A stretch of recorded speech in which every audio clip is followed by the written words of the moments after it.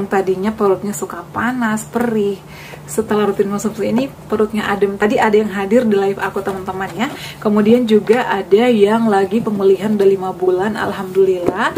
Ciri-cirinya gimana sih Bun mau sembuh? Jadi udah nggak ada sensasi tentunya. Tapi kalau misalnya masih sering perih, saran aku konsumsi jenang gemi ataupun tepung gerut atau air tajin, karena itu udah masa-masa pemulihan. Tetap kontrol pola makannya. Ada juga yang minta tolong share Bun pola makannya pada saat berjuang. Jadi kalian wajib nonton, simak videonya sampai habis.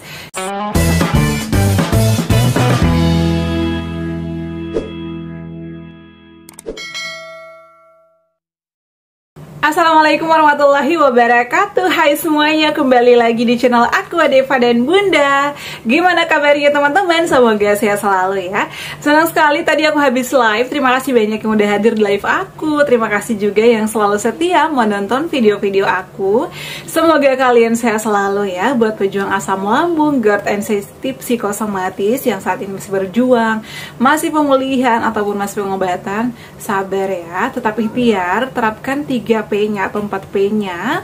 Semoga segera sembuh, segera pulih dari sensasi-sensasi asam lambung. Aku juga pernah ada di posisi kalian teman-teman. Jadi aku memang bukan dokter, aku mantan pejuang asam lambung, GERD, anxiety. Aku berjuang 3 tahun ya, di 2019 sampai 2021.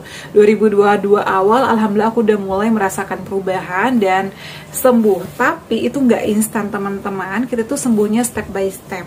Aku USG, alhamdulillah semuanya normal. Setelah endoskopi ternyata hasilnya ada peradangan di dinding lambung ya, atau iritasi karena aku sering telat makan teman-teman. Dan pada saat itu di musim COVID-19 juga aku pada saat vaksin itu mungkin kondisi kesehatan aku lagi tidak baik-baik saja. Setelah vaksin aku langsung kena gastritis. Sensasi yang aku alami itu banyak sekali ya, begas, sendawa, perut kembung, perut aku sering panas, dan masih banyak sensasi yang lainnya. Ditambah lagi aku ada kecemasan atau anxiety. Tapi alhamdulillah kalau misalnya kita ikhtiar, berserah diri sama Allah Subhanahu wa Ta'ala, melakukan hal yang menyenangkan, hal yang positif, pasti diberi kesembuhan ya.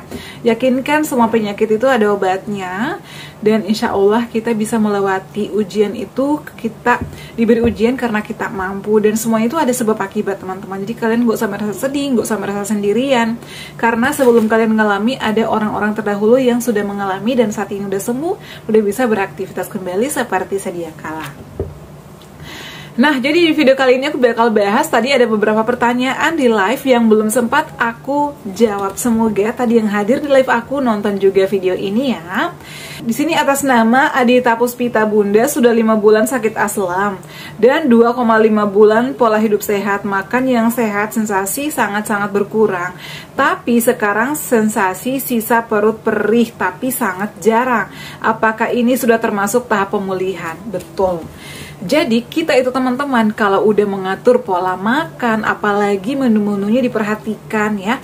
Aku itu dulu menghindari juga yang minyak-minyakan, jadi semuanya itu sehat. Sampai aku selalu dibilangin temanku, rasa makanmu apa, rasanya apa. Aku dulu selalu dinyirin, ih pelit banget sih sama dirinya sendiri, kamu nggak sanggup beli ya. Penyakit asam lambung itu kan orang miskin. Aku tuh sampai kadang sakit hati. Padahal aku tuh kena asam lambung, kena gastritis, kena anxiety karena kecemasan. Bukan karena aku miskin, bukan karena aku nggak bisa beli makanan. Alhamdulillah aku bisa beli makanan apa aja, cuman karena memang aku sakit GERD, sakit lambung, sakit anxiety, psikosomatis, gastritis karena faktor pikiran.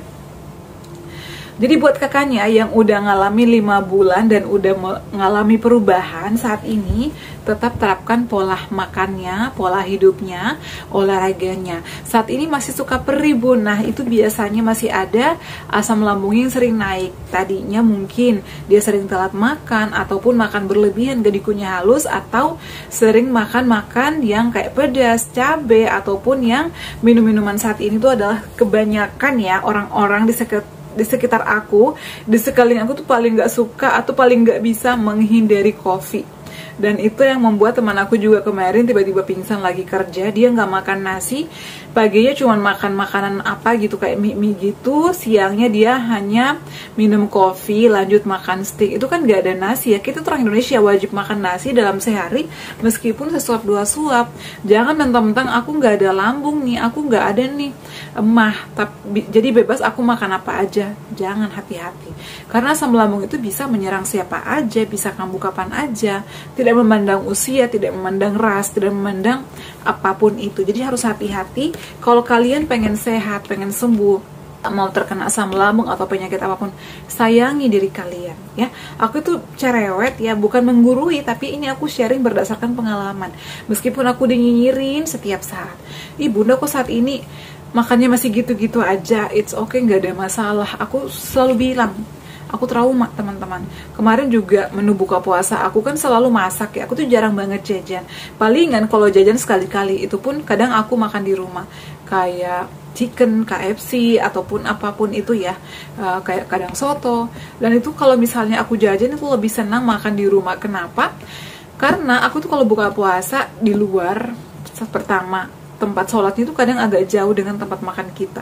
Dibentuk tuh riweh. Jadi kalau kita buka puasa di rumah kan lebih nyaman, kita nggak diburu-buru waktu, karena habis minum juga bisa langsung sholat kan. Aku itu kalau puasa yang penting minum dulu baru sholat. Urusan makan ya pasti bakal makan, yang penting kalau udah sholat pasti tenang pikiran. Aku kayak gitu ya.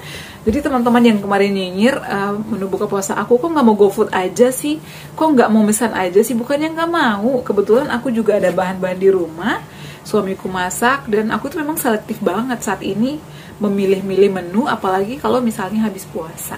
Bukan aku beli sama diri aku ya, anak aku kalau lagi pengen apa aja bisa aku beliin kok ya. Jadi kalian jangan melihat dari satu sisi aja ya teman-teman ya. Nah ini ciri-ciri pemulihan, tapi kakaknya tetap terapkan 3P-nya. Kalau masih suka perih, bisa makan yang bubur-bubur dulu ya, dikunyah halus. Dan saran aku sih bisa konsumsi air tajin ataupun tepung Garut. Tepung Garutnya bisa beli, linknya aku cantumkan di bawah sini, ataupun jenang gemi. Nah jenang geminya kayak gini ya. Tadi juga ada yang sembuh alhamdulillah, komen di live aku, bunda alhamdulillah saat ini perut aku udah nggak perih lagi, alhamdulillah udah nggak ngalamin lagi panas karena dia rutin konsumsi jenang gemi. Aku tuh senang kalau sesuatu yang aku rekomendasikan atau sesuatu yang aku saranin dan berhasil, aku tuh senang karena memang aku sharing itu berdasarkan pengalaman. Dan ini semuanya aku coba sendiri ya. Ini sih itu 30 pieces dan saat ini tinggal ada 10 kayaknya. Aku belinya di bulan Ramadan kemarin itu karena expire-nya aku lihat lama, 2025. Jadi ini bisa dikonsumsi jangka panjang ya. Ini linknya aku cantumkan di bawah sini di description, atau juga mau tepung Garut yang original ya, bisa aku cantumkan di bawah sini. Dikonsumsinya 3 kali sehari yang original sebelum makan.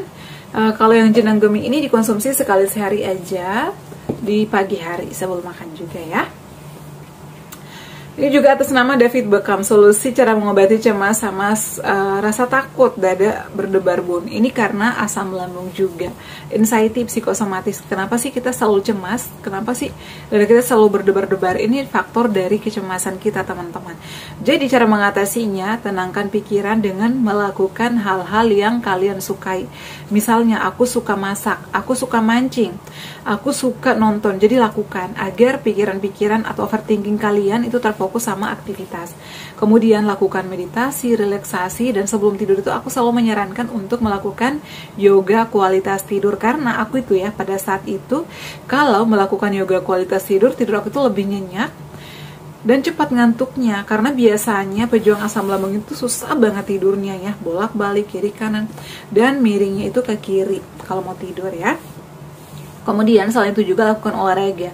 Dengan kita melakukan olahraga itu kita bisa melakukan refreshing juga, menemukan hal yang baru, pikiran kita tenang, kemudian keringat kita juga keluar, jadi lebih sehat, badan kita lebih fresh, lebih segar, minum kita banyak, dan biasanya makan kita juga nafsunya meningkat aku itu kalau olahraga pasti bawaannya minum terus, dan kalau udah minum tuh kan badan kayak jadi segar gitu loh, yang tadi kayak gampang lemas, kemudian biasanya bibirnya itu pecah-pecah, pucat gitu ya, itu karena kekurangan cairan, bisa juga karena kekurangan vitamin. Makanya teman-teman perhatikan juga asupannya, konsumsi air putih, konsumsi vitamin juga kayak B-kompleks, Neurobion atau Blackmores, dibantu juga sama konsumsi buah-buahan, sayur-sayuran, itu bagus teman-teman ya.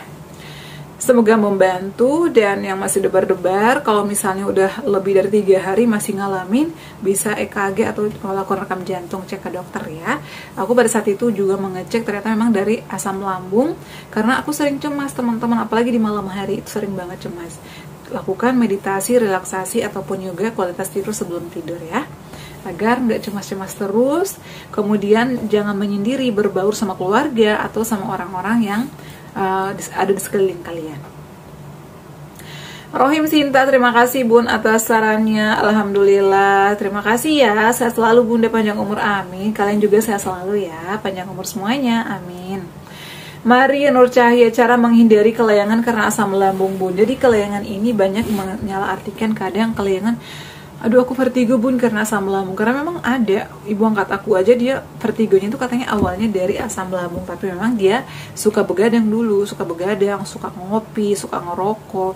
Jadi dia ngalamin vertigo sampai akhirnya karena suka telat makan dia kena lambung. Jadi semuanya itu jadi satu. Makanya dokter pada saat itu menyarankan mengurangi untuk merokok, mengurangi untuk ngopi, disaranin untuk makan nasi. Saat ini ibu angkatku itu udah mulai naik, berat badannya naik.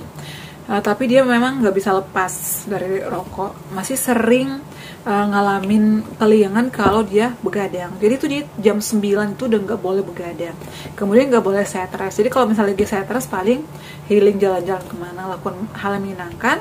Kemudian hindari makan pantangan kayak sayur-sayuran putih, toge, sawi, kol, kemudian labu air yang mengandung gas lah ya, dihindari. Kemudian dibantu sama konsumsi air putih yang cukup, tidurnya yang cukup, konsumsi buah-buahan dan sayur-sayuran yang aman ya.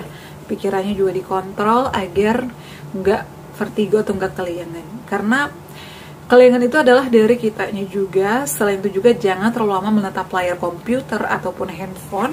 Aku dulu selalu disaranin untuk pakai kacamata ataupun handphone, karena 24 jam kerjaan aku itu di depan komputer ya. Alhamdulillah, tapi aku nggak minus teman-teman, cuman karena kalau udah capek itu pasti mata aku kayak capek banget, kayak keluar air. Itu juga bisa dari asam lambung karena bisa mempengaruhi saraf mata kita ya. Kata teman-teman aku yang berpengalaman sih, karena aku sih alhamdulillahnya saat ini udah normal, udah bisa aktivitas lagi. Semoga kalian juga merasakan kesembuhan ya teman-teman ya. Pola makannya dong Bun. Nah, pola makan udah sering aku bahas ya. Intinya kalau misalnya kalian masih mengalami asam lambung atau masih berjuang saat ini, atur jadwal makannya. Kalau aku dulu itu buat jadwal dari hari Senin sampai Minggu, setiap hari buat jadwal kayak jadwal pelajaran aja ya, atau kayak jadwal kerja aja. Bangun tidur jam segini, mau ngapain, minum air putih. Kalau perutnya lagi kedutan ataupun mengganjal, dikompres dulu sebelum minum. Habis dikompres, minum air putih ya, tiduran sejenak, minum air putih, lanjut sholat subuh. Setelah itu aku lakukan stretching, masak tepung Garut ataupun air tajin. Habis itu dikonsumsi. Jadi aku tuh makannya 2 jam sekali, tapi tepung Garut ataupun air tajin salah satunya tuh wajib ya. Kalau nggak air tajin, tepung Garut. Jadi seadanya aja, kalau di rumah lagi ada air tajin, minum air tajin. Kalau nggak ada, aku tepung Garut. Jadi jangan dicampur-campur ya, agar kelihatan juga khasiatnya. Jam 7 sarapan nasi atau bubur atau oat. Jam 9 makan lagi, boleh makan buah-buahan, biskuit ataupun snack yang aman. Kemudian setelah itu jam 10 kalau aku udah membaik, konsumsi susu kayak SR ya. Kalau lagi pemulihan karena aku berat badannya turun banget, jadi aku minum ini. Tapi minumnya itu setelah makan, biasanya jam 10. Aku minum ini kadang sambil ngemil apa aja, kadang biskuit gandum, go potato, atau biskuit kentang yang lainnya, biskuit baik kayak Sun, Promina, dan lain sebagainya. Kemudian di jam 11 ya, jam 10 aku minum ini sambil ngemil.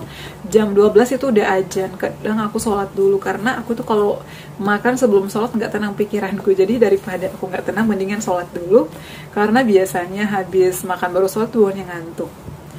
Kemudian di jam 1 ya, setengah 1 aku makan, jam 1 aku mulai kayak selonjoran gitu karena habis makan. Lanjut aku masuk kerja lagi. Kalau aku ngantuk banget kadang izin sebentar ya, mau rebahan gitu. Tapi dengan catatan badannya harus kepala ditinggiin pakai bantal ya sekitar 2 lah ya.